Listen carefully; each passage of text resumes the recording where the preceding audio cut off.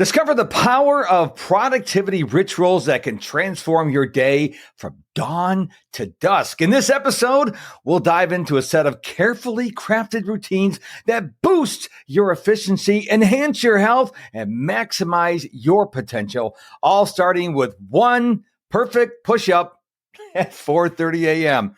Did he say 4:30 a.m.? He did.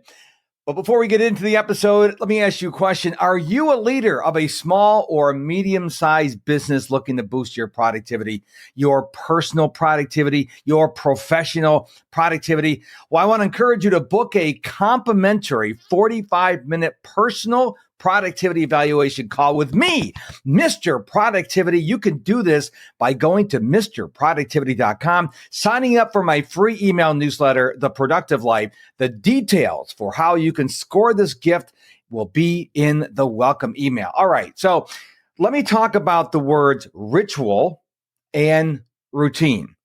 When I did the research on what is the definition of a ritual and what is a definition of a routine, they're pretty much the same. So a ritual is a series of actions performed according to a prescribed order. A routine is a sequence of actions regularly followed. So we're going to use this term routine, and sometimes we'll interchange it with ritual because that's just the way I roll. But when we talk about routines, no one talks about a morning ritual or a bedtime ritual. We talk about routines, and that's what I'm going to talk about on the show today.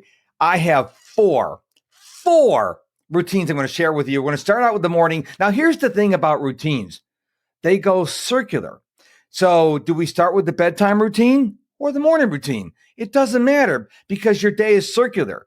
Midnight, 1, 2, 3, 4, 5, 6, 7, all the way across to midnight. You do it over and over again. So I just chose morning because why not? So I am up. Now, by the way, what I'm telling you on this podcast is not what you should do. This is what I do. And I want you to listen or watch and go, I'm not doing that. Maybe, I should try that out. So think of it like you're going to a restaurant and you're opening the menu and you're like, I'm going to try these things today. So just listen or watch with an open mind. So I am up between 4:30 and 5 o'clock, 7 days a week. 7 days a week. 7 days a week, including vacations and holidays. I'm up between 4:30 and 5. Now, and when I sleep in, it's like 5:15 or 5:30. I am a morning person. Now, I wasn't always a morning person, but I'm 59 years young, and I love getting up in the morning. So what do? First thing I do in the morning, other than what we all do, so we don't need to talk about that. We all do the same thing in the morning. Then I weigh myself. But then I do one proper push-up. Now, some people say, just one? Just one. It's not a lazy push-up. It's a proper push-up, proper form, the whole 9 yards. Now, eventually, I will get to doing more, but I'm not trying to impress anyone. I'm just doing this for myself. Then I squat for at least 4 minutes. This has nothing to do with the squatting I do when I first wake up. Okay, just want to be clear on that. I'm going to tell you why I squat for 4 minutes, and it's going to make sense to you. Hip flexors. As we get older, we lose the ability to flex our hips. If you've ever seen a young child, and when they get down and squatting, their butt almost touches the ground. How low can you go? I can squat for about 4 minutes and my butt's about 4 inches from the ground. Again, I'm 59 years young. I will tell you a story. When I first started doing this, the first day I did it, my body goes, no sweat, finished it. The next day I went to do it and my body goes, whoa, hold up. Are we going to do this every day? And I had a bunch of pain for about 2 to 3 weeks before my hip flexors started loosening up. Now I can do 4, 5, 6 minutes without an issue. Now don't start doing these. If you're out of shape, go check your doctor first. When I finish this, I am a big believer of farmer's walks. My wife, you may call them farmer's carries. Doesn't matter what they're called. She told me the power of farmer's carries. or farmer's walks. And I'm like, so you just carry around weights? That's all you do? They work. So I have two 20-pound weights, and I will do farmer's walks for about 5 to 7 minutes every morning. When I finish that, my arms are kind of shaking. I have a 25-pound kettlebell, and I do two 45-second swings with those. So that's the first part of my morning routine. Now, when I'm finished with that part of the morning routine, it really depends on what kind of day it is. If it's a weightlifting day, by the way, weightlifting day, I have a set of dumbbells in my bedroom, 10, 15, and 20 pounds, because for me, I don't like going to the gym. And a lot of people tell me they like going to the gym, but they got to get dressed, they got to get in the car, they got to drive to the gym, they got to park, they got to walk in and show their badge. And for me, I want a lower barrier of entry. So I have these dumbbells right in our bedroom. And when I finish the first part of my morning routine, if it is a weightlifting day, I will work out for about 5 to 10 minutes. Remember, I've already done the farmer's walks. I've already done the kettlebell swings. So for me, it's about 5 to 10 minutes. When I finish with this, then I will do a reading walk. Yes, you heard me right. A reading walk as I walk briskly up and down our hallway. We have a fairly long hallway. I know it's kind of strange, but I do this until I close my exercise ring. I wear an Apple Watch. That's how I track my activity. Now, if it's not a weightlifting day, once I finish with my push-up, my squats, my farmer's carries, and my kettlebell swings, then I will do the same reading walk, briskly walking up and down my hallway until I have closed my exercise ring. Now, when this is all done, then I will have my breakfast.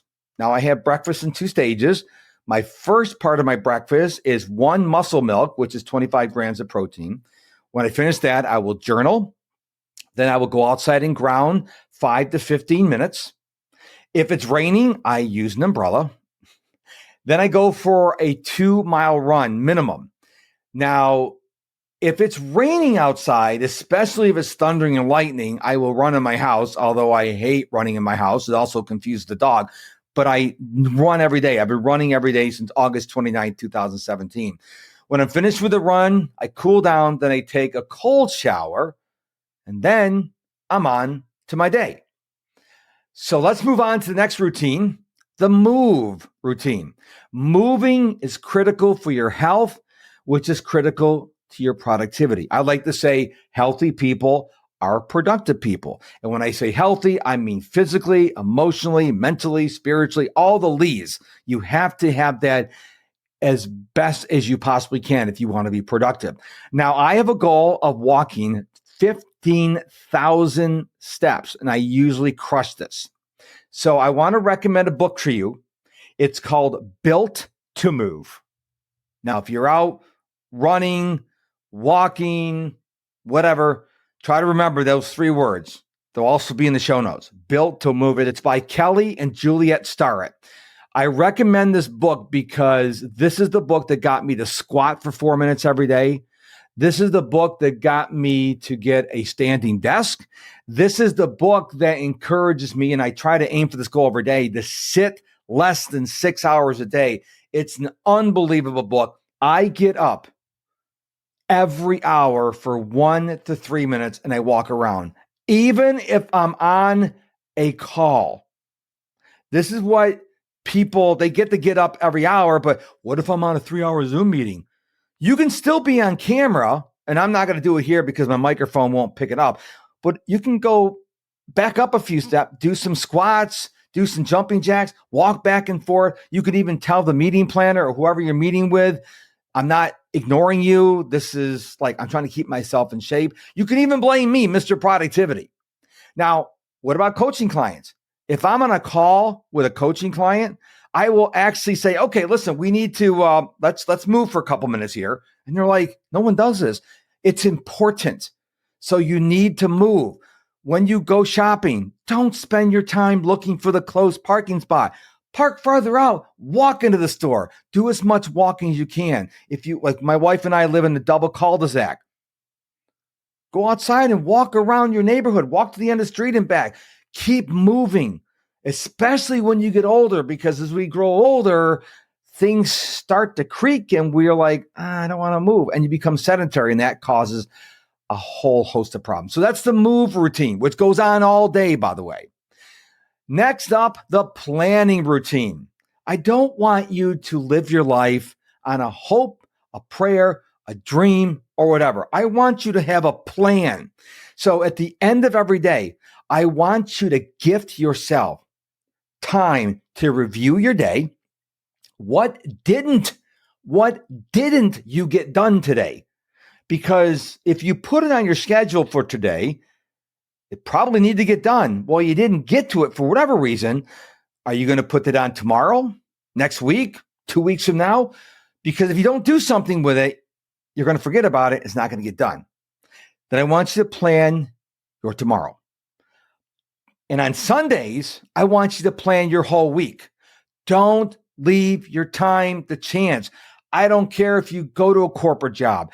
I don't care what you do. You need to gift yourself planning from the time you wake up to the time you go to bed. If you work for a corporation, yeah, that big chunk is going to be at your job. But don't live life, like I said, on a hope and a prayer. I intentionally plan time for deep work. Now, I call mine maker time. That's something I learned from Alex Hormozy. But you need to put this time in your schedule. So what I do, my mornings are blocked out for me. I don't do coaching calls. I don't do podcast interviews. Monday through Friday from 8 a.m. to noon is my time.